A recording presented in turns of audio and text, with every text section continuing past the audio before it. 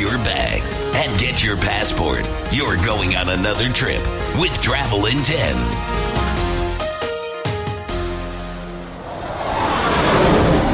This is Tokyo in 10.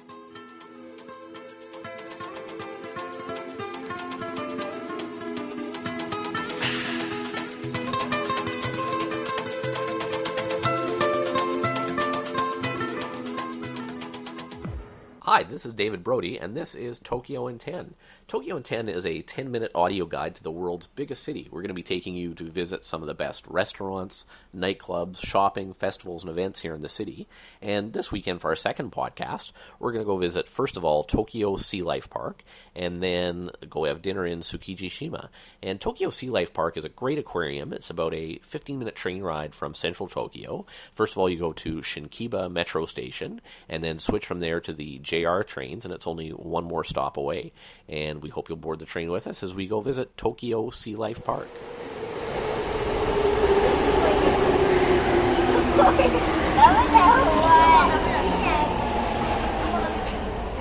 Hi, this is the Tokyo in 10 podcast. We're in Tokyo Sea Life Park today, which is about a 15-minute train ride from downtown Tokyo out towards the Tokyo Disneyland Park. And this is a great way to spend a Sunday afternoon, especially if you got kids and you're looking for something to do to get out of the craziness of central Tokyo. This is a great diversion.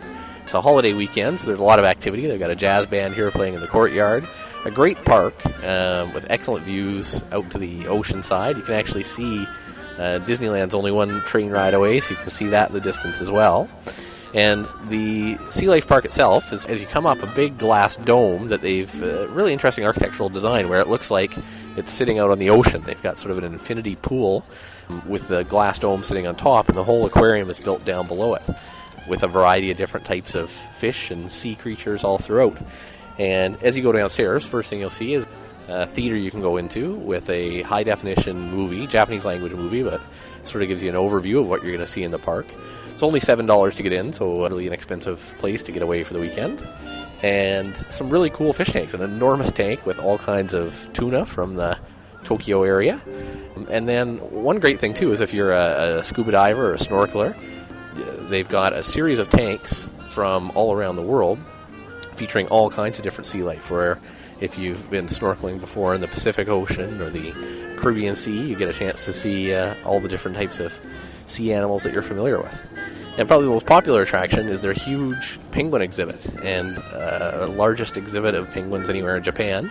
And one cool thing about it is, unlike a fish tank, where you go up to a fish tank and try and tap on it and catch their attention, you don't get anything, but with the penguins, they are a lot more interactive. I have a sushi keychain that I bought downtown a few days ago, and when you put it up to the glass, the penguins will all come over and check it out. So it's definitely an interesting place and worth spending some time on a weekend.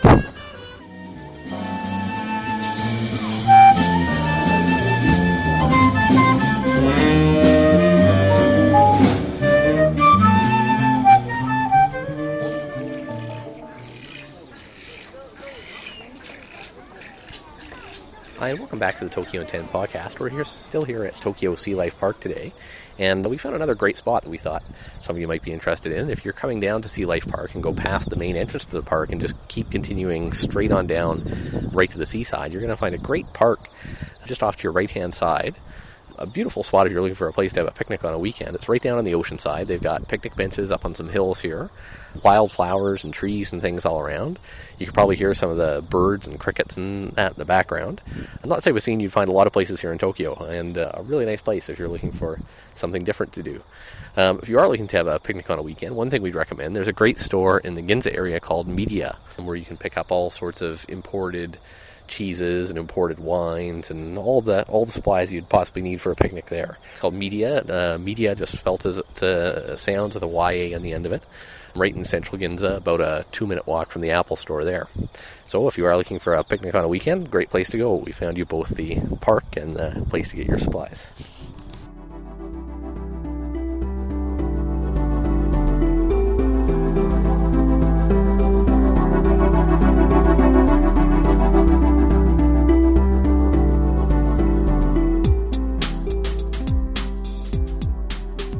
So after our visit to the park, we were starting to get hungry and decided we would take the train back towards our place. And we decided to go to Tsukijishima Station. Now, this isn't to be confused with Tsukiji Station, which is also nearby. Tsukiji Station is where the big central fish market is in Tokyo, which is another great tourist attraction and something we'll visit on another show. But Tsukijishima is just across the river, and it's an old fishing village in one area near the station. And the area where we're going to go visit on tonight's show is just out of exit number 7 at Tsukijishima Station, is a small street lined with okonomiyaki restaurants. Now, one of the things we found we really enjoy here in Tokyo and in Japan in general is all the restaurants where you get to cook for yourself right at the table. Korean barbecue is a very popular thing here, where you've got a barbecue built right into the middle of the table, and they bring you meats to cook and dip in different sauces. Sukiyaki and shabu-shabu are another type of cuisine you cook at the table. But tonight we were going to try something new, which was okonomiyaki. And I have to be honest, it probably wasn't the favorite of all of our cuisines that we've tried in Japan, but it was worth trying out, and the area is definitely interesting to see. So come along as we visit Tsukijishima.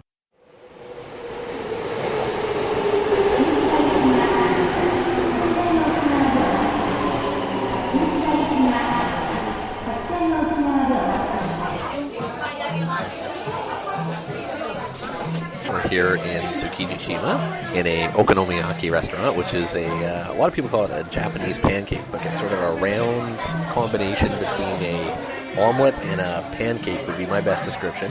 And we're here trying out dinner, and we're just working on our second one right now. It's got a mix of raw shrimp, some cabbage in there, some sort of batter, dried squid, dried shrimp, and God only knows what else is in there. I'm not quite sure what it is.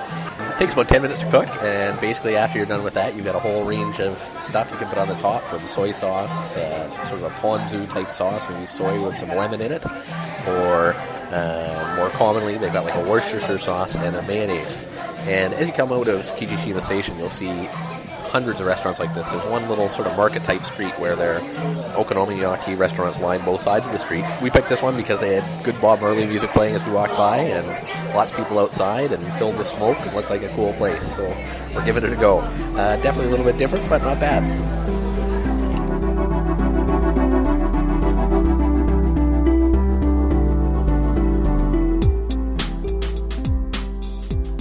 Okay, well, thanks for listening, and we hope you enjoyed our visit to both Tokyo Sea Life Park and Tsukijishima Station for dinner, and we hope you'll come back and listen to the podcast again.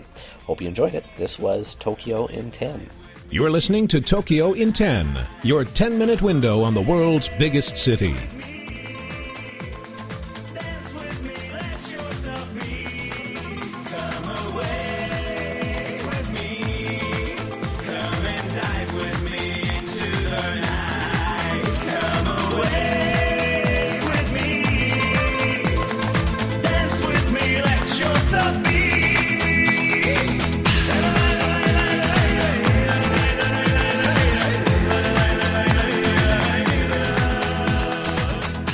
Thanks for listening to the Travel in 10 podcast. Please email any questions, comments, or suggestions you have to travelin10@gmail.com.